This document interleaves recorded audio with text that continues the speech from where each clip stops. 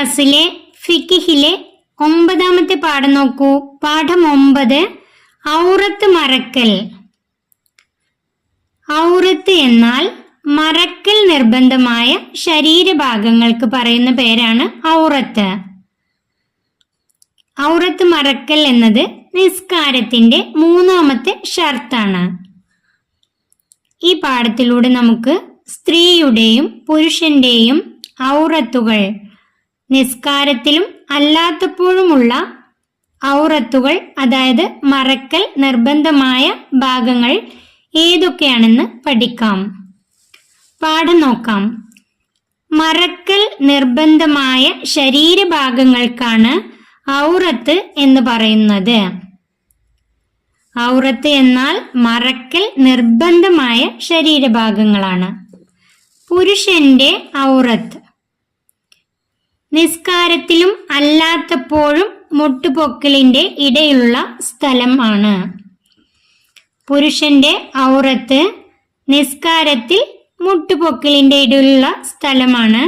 എന്നാൽ അല്ലാത്തപ്പോഴും, നിസ്കാരത്തിൽ അല്ലാത്ത സമയത്തും മുട്ടുപൊക്കിളിന്റെ ഇടയിലുള്ള സ്ഥലമാണ്. പുരുഷന് നിർബന്ധമായും മറക്കേണ്ട സ്ഥലം മുട്ടുപൊക്കിളിന്റെ ഇടയിലുള്ള സ്ഥലം. ഇറുകിയ വസ്ത്രം ധരിക്കൽ ഒഴിവാക്കേണ്ടതാണ്. പുരുഷന്റെ കാര്യമാണ്. ഇറുകിയ വസ്ത്രം ധരിക്കൽ ഒഴിവാക്കേണ്ടതാണ്. പുരുഷൻ പട്ട് ധരിക്കൽ ഹറാമാണ്. പുരുഷന്മാർ പട്ട് വസ്ത്രം ധരിക്കൽ ഹറാമാണ്. പട്ട് കൊണ്ടുണ്ടാക്കിയ വസ്ത്രം ധരിക്കൽ ഹറാമാണ്. മറ്റൊന്നുമില്ലെങ്കിൽ അത് ധരിക്കാം. അവർക്ക് മറ്റൊന്നുമില്ലെങ്കിൽ, പട്ട് വസ്ത്രം മാത്രമേ ഉള്ളൂ, അതല്ലാണ്ട് വേറൊന്നും ധരിക്കാനില്ലാത്ത അവസ്ഥയിൽ അത് ധരിക്കാം. നിസ്കരിക്കുന്നവൻ നല്ല വസ്ത്രം ധരിക്കൽ സുന്നത്താണ്. നിസ്കരിക്കുന്നവന് നല്ല വസ്ത്രം ധരിക്കൽ സുന്നത്താണ്. ഇനി നമുക്ക് സ്ത്രീയുടെ ഔറത്ത് നോക്കാം. നിസ്കാരത്തിൽ മുഖവും മുൻകൈയും ഒഴികെയുള്ളവയാണ്. സ്ത്രീയുടെ ഔറത്ത് നിസ്കാരത്തിലാണെങ്കിൽ മുഖവും മുൻകൈയും ഒഴികെയുള്ളവയാണ്. മുഖവും മുൻകൈയും ഒഴികെയുള്ള എല്ലാ ഭാഗങ്ങളും മറക്കണം. അന്യപുരുഷന്മാരുടെ സാന്നിധ്യത്തിൽ സ്ത്രീ ശരീരം മുഴുവൻ മറക്കേണ്ടതാണ്. അന്യപുരുഷന്മാരുടെ സാന്നിധ്യത്തിലാണെങ്കിൽ സ്ത്രീ അവളുടെ ശരീരം മുഴുവൻ മറക്കേണ്ടതാണ്. ഇറുകിയ വസ്ത്രം ധരിക്കൽ സ്ത്രീകൾക്ക് കറാഹത്താണ്. ഇറുകിയ വസ്ത്രം, നല്ല ടൈറ്റുള്ള വസ്ത്രം ധരിക്കൽ സ്ത്രീകൾക്ക് കറാഹത്താണ്.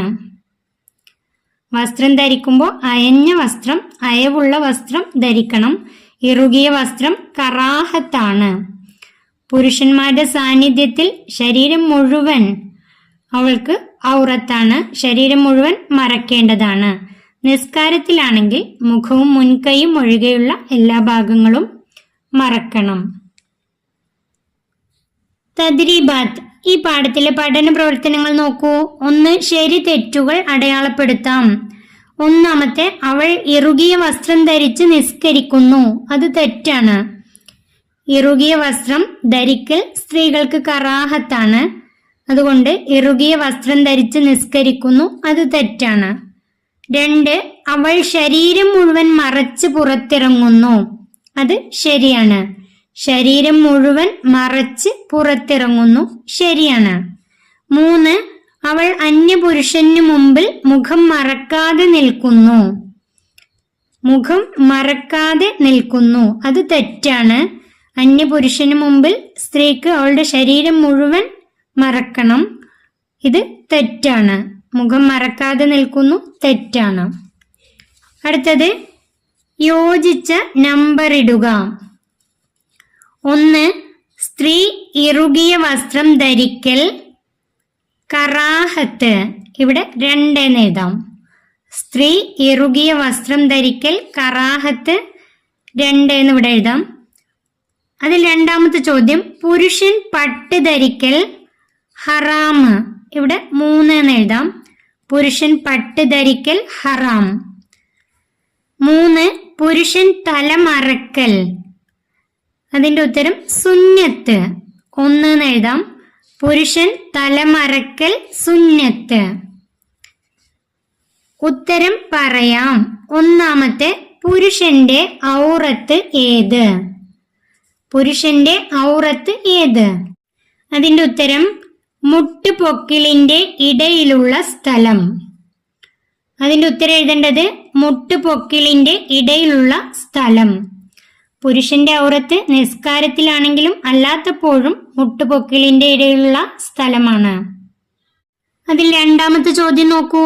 നിസ്കാരത്തിലെ സ്ത്രീയുടെ ഔറത്ത് ഏത്? നിസ്കാരത്തിലെ സ്ത്രീയുടെ ഔറത്ത്. അതിന്റെ ഉത്തരം നിസ്കാരത്തിൽ മുഖവും മുൻകൈയും ഒഴികെയുള്ളവയാണ്.